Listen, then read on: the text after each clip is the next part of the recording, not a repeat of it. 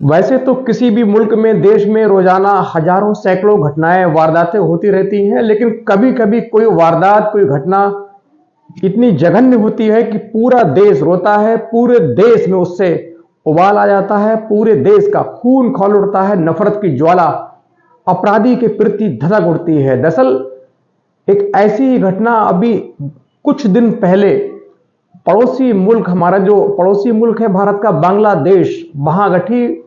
उस घटना के बाद इंटरनेशनल जो मीडिया है उसमें उसको जगह मिली, पूरे बांग्लादेश में प्रदर्शन हुए, पुलिस की गाड़ियां जलाई गई और यहां तक कि उस हत्यारे को, वारदात को अंजाम देने वाले दुर्दांत हत्यारों को भीड़ ने, मॉब ने पुलिस की कस्टडी से छुड़ा लिया और खुद मौके पर ही उसको मार मार कर उसकी निर्मम तरीके से हत्या कर दी। आइए जानते हैं इस पूरी घटना के बारे में। दरअसल ये जो घटना है किडनैपिंग से संबंधित है और किडनैप की जो घटनाएं होती हैं बहुत सेंसिटिव होती हैं। पुलिस के लिए भी बहुत फूक फूक कर, बहुत चुपचाप प्लान करके, सहजता से कदम फूक फूक कर रखना होता है, क्योंकि जो किडनैपर होते हैं वो सबसे पहले जिस परिवार, जिस घर का व्यक्ति किडनैप करते हैं, सबसे पहले उसके आसपास अपना एक मुखबिर खड़ा करते हैं। वो देखते हैं कि इनका परिवार कहां कहां जा रहा है, कौन कौन इनसे मिल रहा है, क्या इनकी प्लानिंग है, पुलिस के पास ये गए या नहीं गए। उसके बाद वो टीवी, अखबार, सोशल मीडिया पर पैनी नजर रखता है कि क्या चल रहा है घटना के बारे में, हमारे लिए क्या क्या बातें हो रही हैं। उसके मुताबिक वो अपने प्लान चुनता है, उसके मुताबिक अपनी आगे की जो रूपरेखा है वो तैयार करता है। लिहाजा ऐसे केसेस में बहुत ज्यादा सावधान रहने की जरूरत होती है। और खासतौर से जो हमारे परिजन है, परिवार का कोई व्यक्ति है, वो कहां जाता है, कहां बैठता है, किस वक्त, किस महीने, किसके साथ उसका झगड़ा हुआ, कहां वो बैठा था, कहां उसका आना जाना है, इसका बहुत बारीकी से ख्याल रखना पूरे परिवार का एक दायित्व होता है, जिम्मेदारी होती है, जिससे हमारा जो जीवन है, हमारा जो परिवार है वो हमेशा खुश रह सके, उसमें कोई विघ्न ना पड़े, बाधा ना पड़े, कोई हमें नुकसान ना हो। आइए आपकी आज की जो कहानी है, सच्ची घटना है, उसकी तरफ रुख करते हैं, बढ़ते हैं। दरअसल बांग्लादेश में एक जगह है चटगांव। चटगांव में एक गरीब फैमिली रहती थी, गरीब फैमिली रहती है। उनका एक बेटा होता है, नाम होता है शिबली सादिक।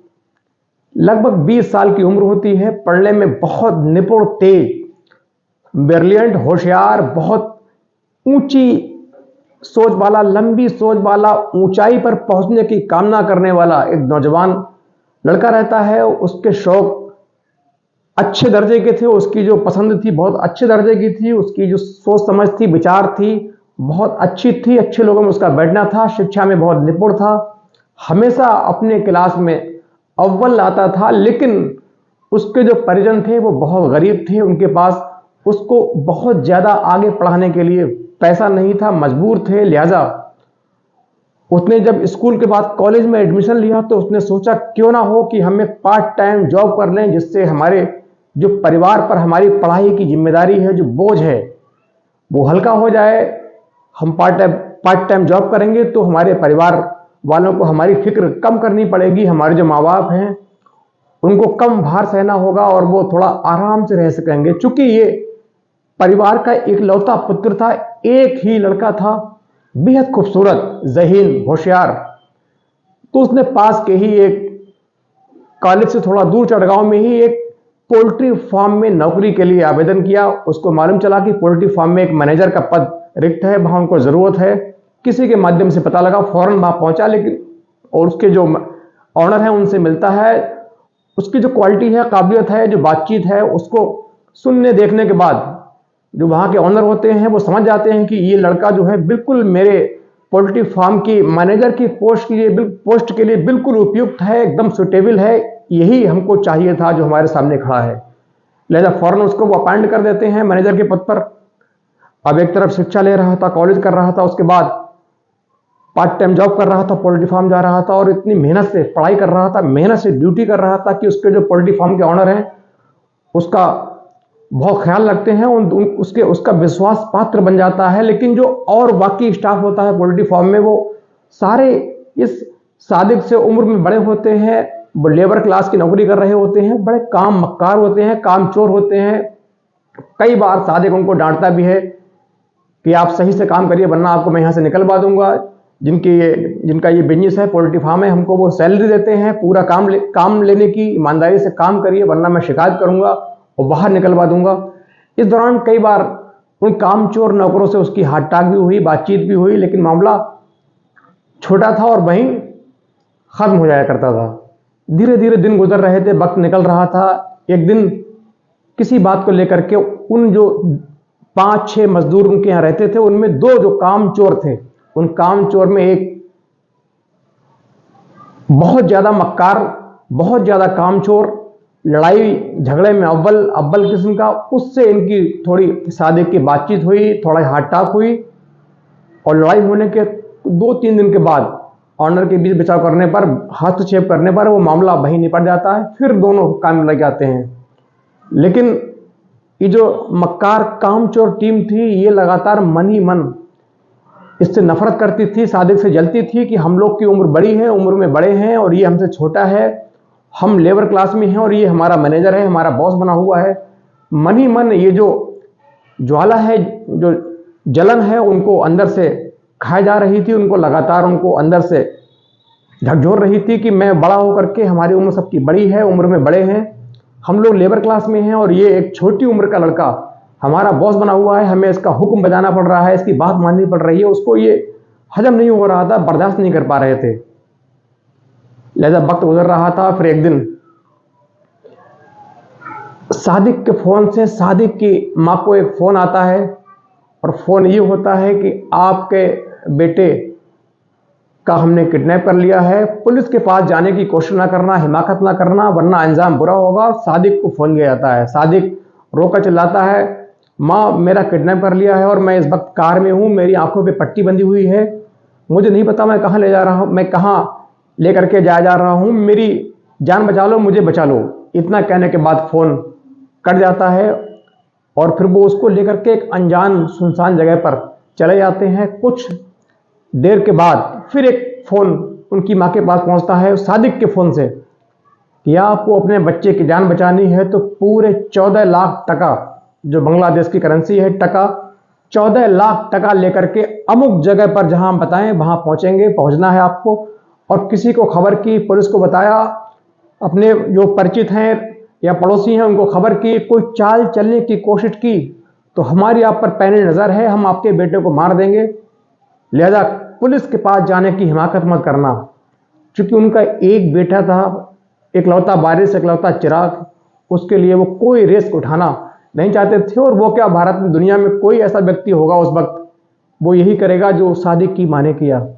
अब चूंकि वो गरीब थे, बच्चे की पढ़ाई के लिए उनके पास पैसा नहीं था, फिर भी 16 लाख का इंतजाम करना ये उनके लिए कल्पना थी, सिर्फ कल्पना मात्र थी, क्योंकि उन्होंने 16 लाख अपने जीवन में कभी देखे ही नहीं।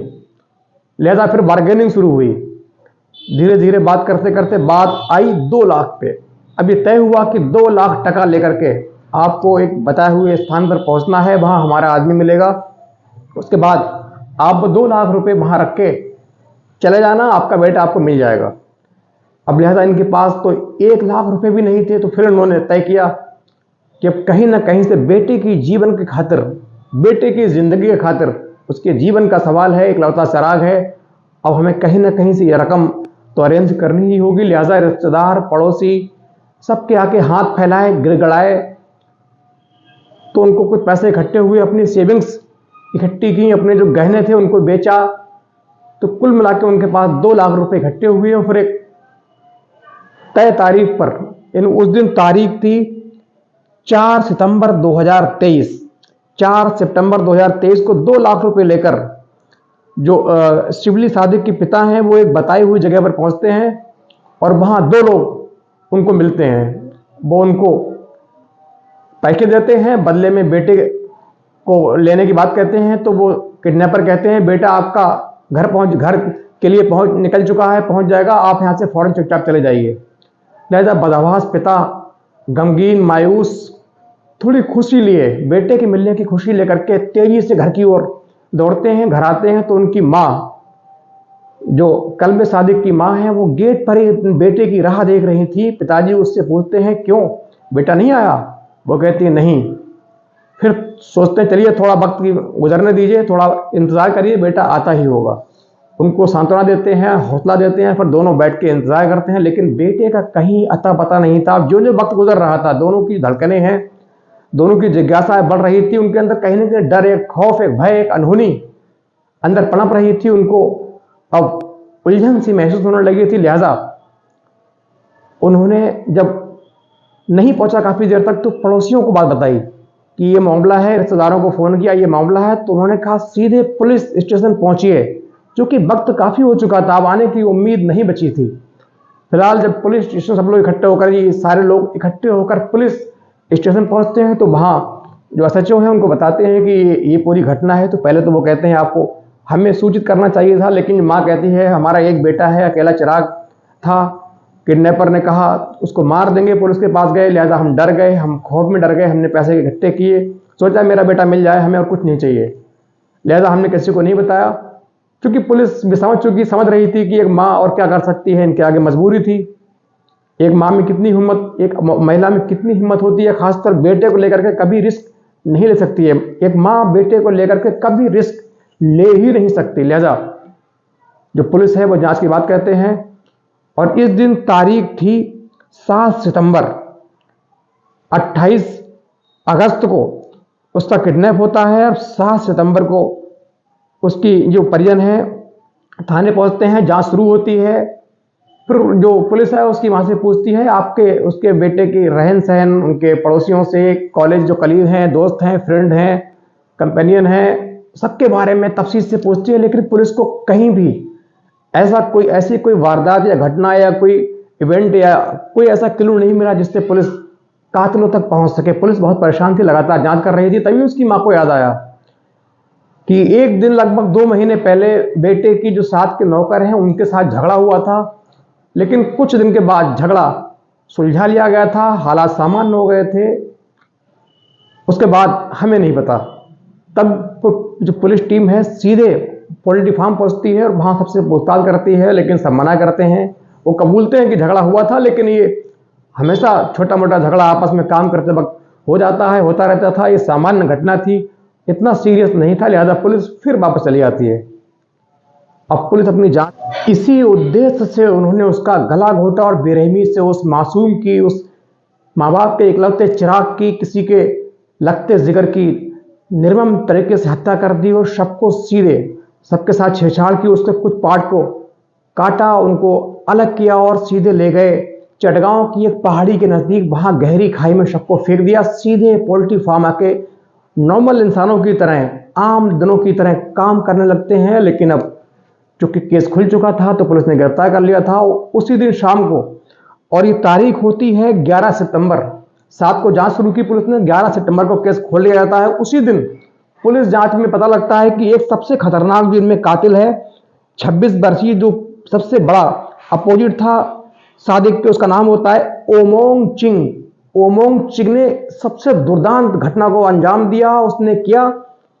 उसने सादिक के बॉडी के थोड़े हिस्से को काटा, उसके बाद शाम को कुकर में पकाकर उसको खाया, उसके बाद बॉडी को बेकार अर्धविकसित अवस्था में वहां ले जाकर के फेंक दिया।